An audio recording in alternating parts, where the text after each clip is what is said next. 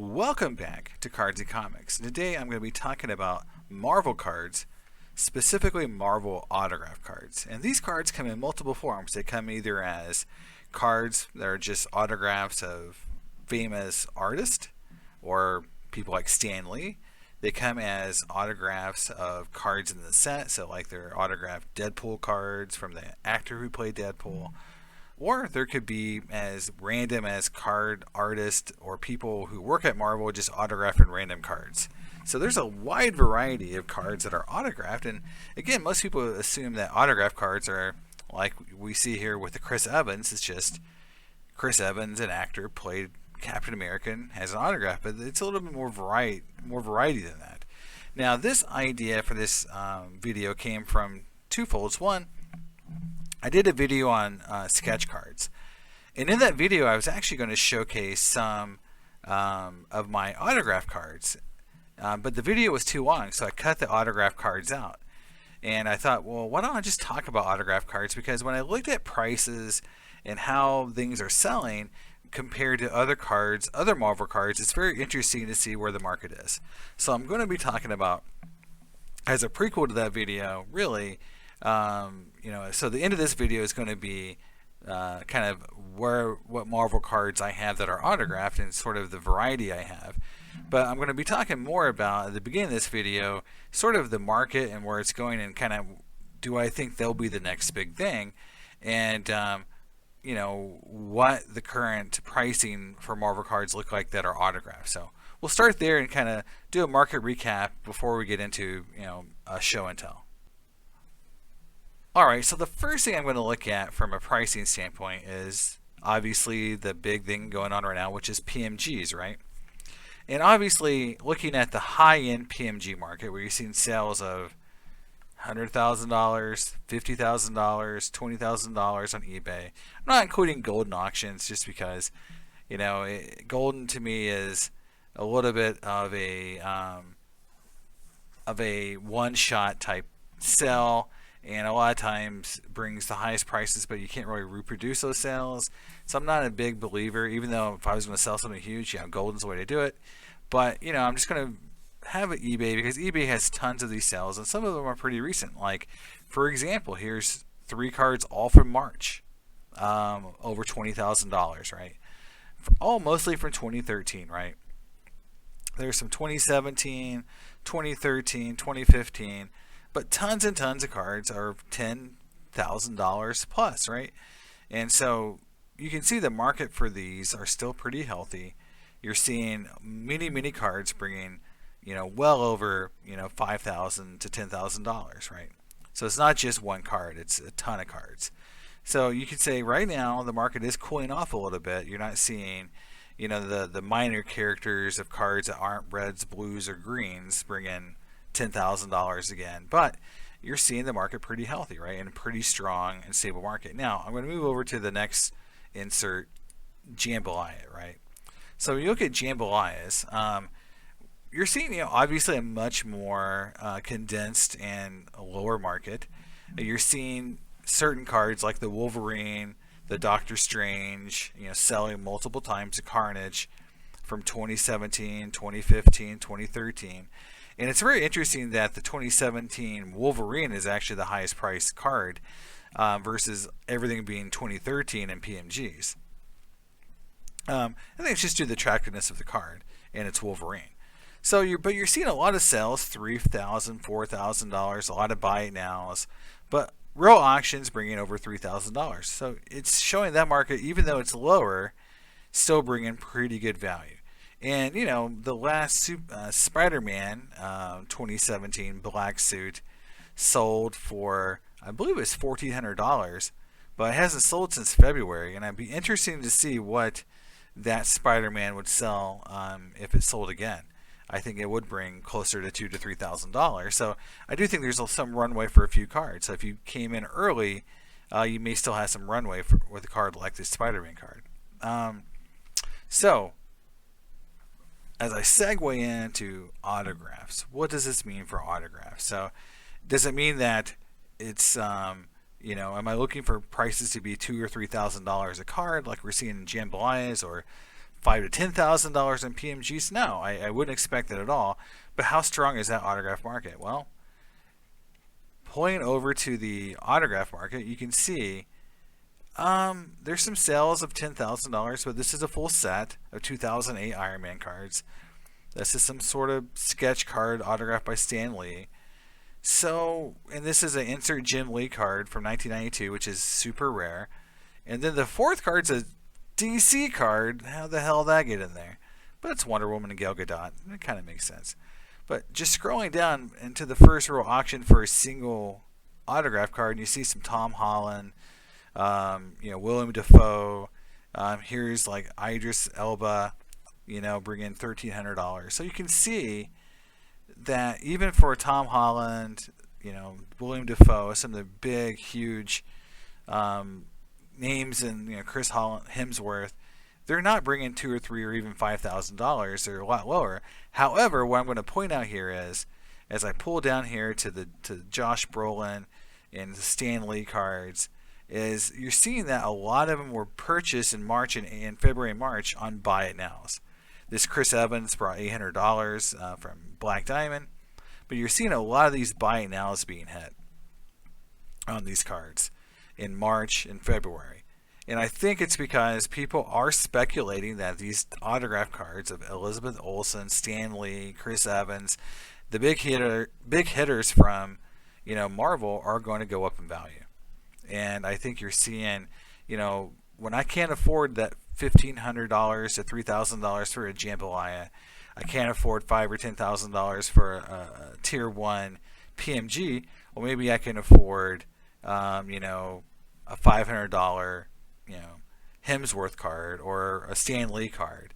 So it makes sense that people are kind of leveling down to the level they can afford in terms of pricing and buying something that's a little bit more in their price range, but you can still get a card like a Chris Hemsworth here on March 6th for $425, which this is a buy now, so it's below that. So, Paul Rudd autograph, okay?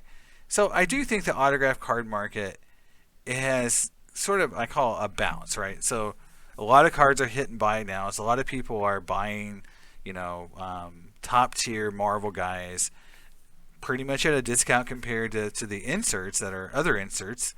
And so is it the bounce effect where we're going to see some really big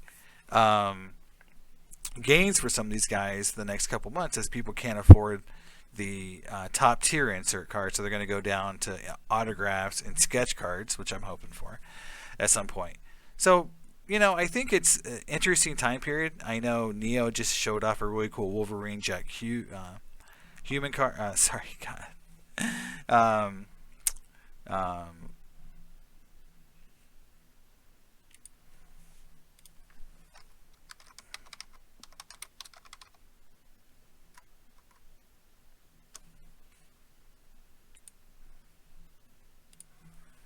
3, 2, 1.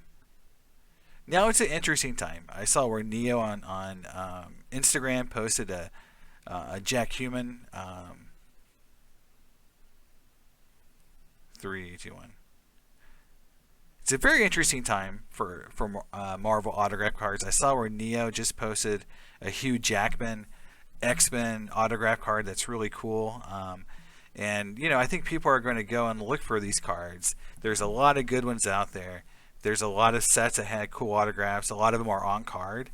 And so, I'm going to be showcasing the ones I have. But I do think this is something that if you are priced out of the PMGs than Jambalayas, it's something you can look into, do some speculation buying, get some of the good guys, get a Hollandsworth or Tom Holland autograph, William Dafoe, get a Hemsworth, a Chris Evans, a Hugh Jackman, get some of these Halle Berry, some of the really key actors who were in Marvel, or Stan Lee, or some artists.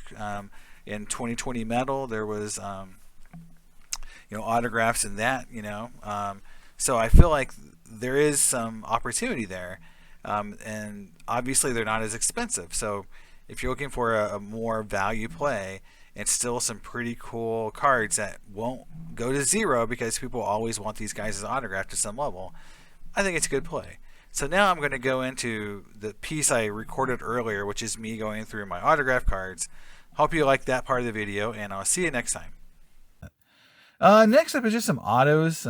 These were some of the higher end autos I had just sitting around from different Marvel products. So here is Elektra. This is a film cell auto from Elodie Young, who plays Elektra in the actual TV series. Unfortunately, the TV series may or may not get continued when Marvel brings it back in house on the Disney Plus channel. So we'll see. But I'm really hoping, because it was a good series and she was a really good actor, and who knows, it may come back around, right?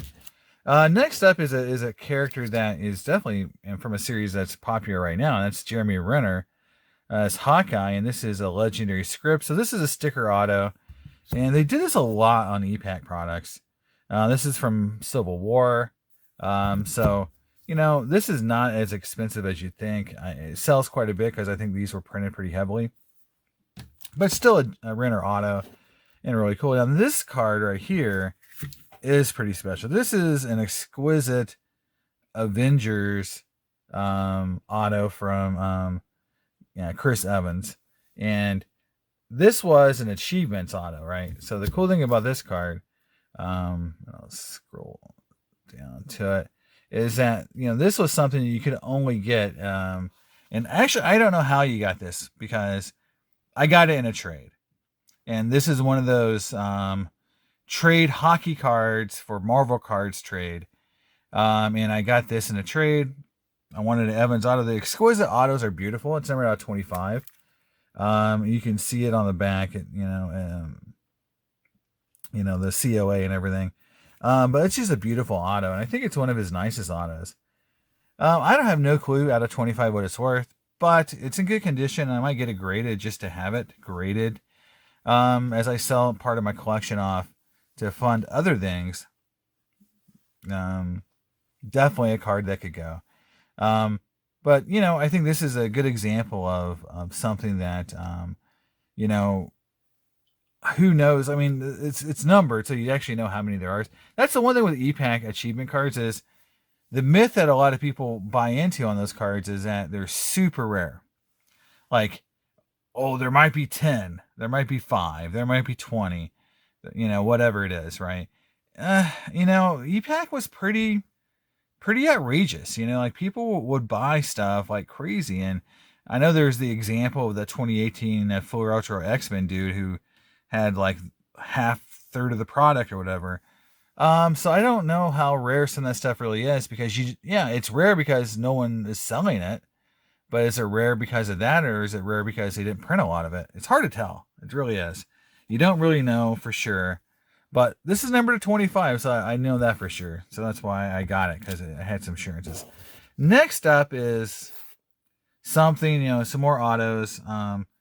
And again, I mentioned this. I had a ton of these. In fact, I would have more of these if I wouldn't have traded so many of them a while back. And I went through some of my trades. In fact, I'm doing a video. It's slow because EPAC is hard to navigate.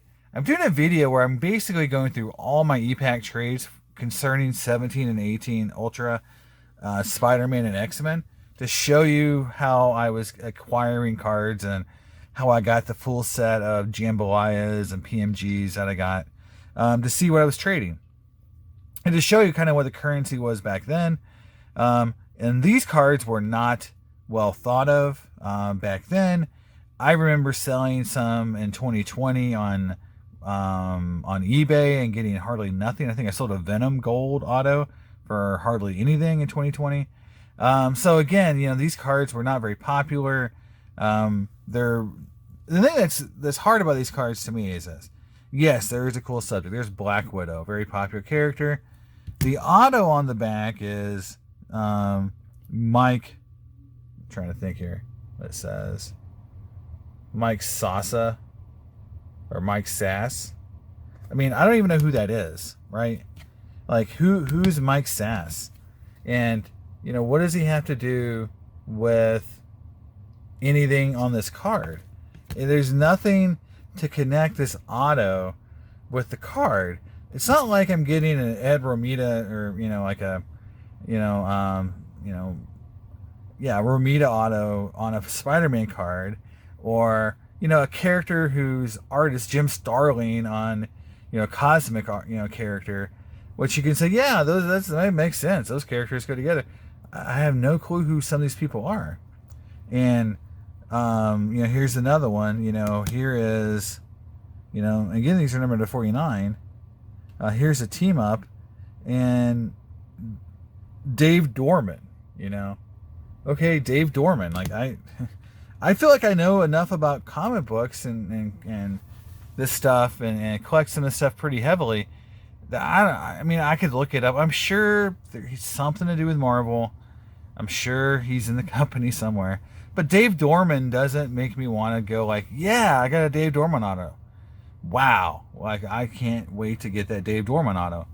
So it's like people who are selling these cards are like, yeah, gold auto of Black Widow with some random dude, and that's why, I mean, the collectors who really like the cards know that they're just a rare variant, so they're numbered to 49. Okay. It's got that going for it, but other than that, to me, they're not great cards. They've never been huge on EPAC. I saw some characters selling in a couple $100, which it's like saying like, well, it's just rare. It's like 50 or 49 of them. That's fine. But again, not my favorite card to pull when I was pulling these inserts. And even today, I think most people would rather pull about 10 other inserts out of this product than this. But here's a dagger. Here's a humbug. With... I just want to see. This is Dave Dorman again. Now Patrick, Finney or something like that. I don't know. That's a cool card look. I mean, again, if the auto was of somebody really relevant to the Marvel Universe, an actor or whoever, but it's not. So, J. Jonah Jameson, Moreland. So, again, some of these characters are what was left over because think about it, like this was second tier insert with a second tier character. Nobody wanted these on EPAC when I was doing this, and so I just grabbed them all. Now this actually looks really cool, like how they've done this card and how it's how this is done, and this is actually a cool looking card. So I think that does look cool. So they do kind of look cool with the autos. Scorpion, I think, yeah, there's Silk. So I did have one or two pretty good characters. So here's Silk, really cool, and they do look cool. That gold webbing, that does look cool. So I'm not saying the cards don't look cool. They actually look cooler than what they sell for, but it's just this disconnect on the auto is what kind of kills them. That's Spider-Man 2099, and again the auto is even kind of hard to see. And then this is my second Kua auto. There you go. Now, I opened a lot less 2018 Ultra X-Men. A lot less, because it sold out really fast. That one dude who bought a lot of it, bought a lot of it. And so you didn't have as much chance to get it. I thought, again, I was mistakenly thinking like, hey, this is going to be like Ultra Spider-Man, which was on EPAC for like 3.5, 4 years. Never sold out. It wasn't popular until recently, in the last year and a half, 2 years. This card, is the relevant or equivalent of that gold web auto. I think they did one thing good. They put gold autos, but then they put this kind of ugly red X's all over the card. And that's what's funny about Marvel is they'll keep repeating the same design over and over, whether or not it's good or not, which I think is always funny. It's like no one really likes that design, Marvel, but I guess you're being consistent. So. But anyway, there is, and this is, again, Harpoon. So literally one of the worst characters you could pull as an auto, and obviously no one wanted it. Yep, here is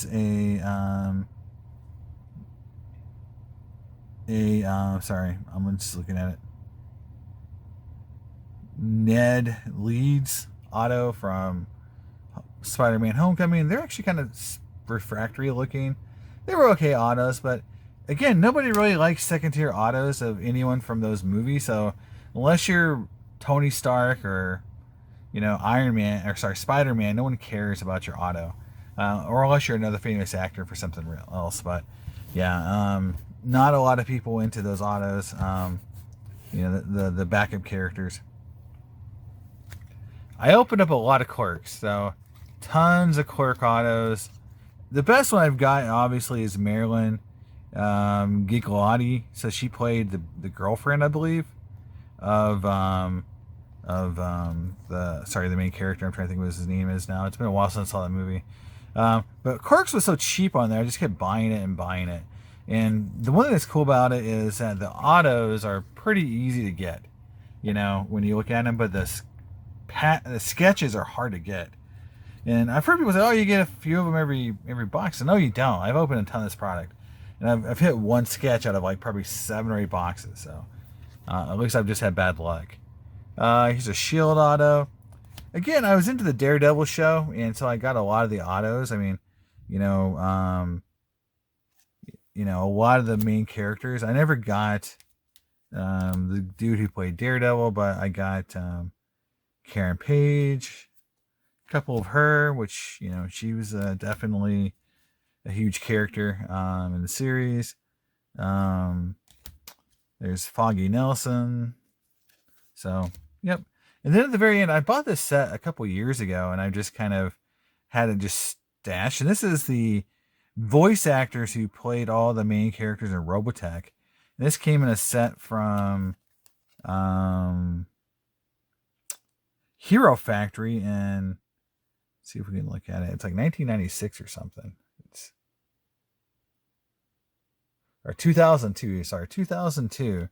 This set came out. So 20 years ago, this set came out, and it has Tony Oliver, who played Rick Hunter, Cam Clark, who played Max Sterling, Dan Warren, who played Roy Fokker, Eddie Meerman, who played Myra, and then you had Richard Epcar, who played Ben Dixon. It's interesting to get Min-May or Lisa, because I think this is a complete set. I think there's only 5 cards in the whole autograph set, and I have all 5. So maybe there was going to be a series 2, but it's interesting that none of the other main characters are in the set. So, but that's that. So that's the autograph portion and sort of the weird cards.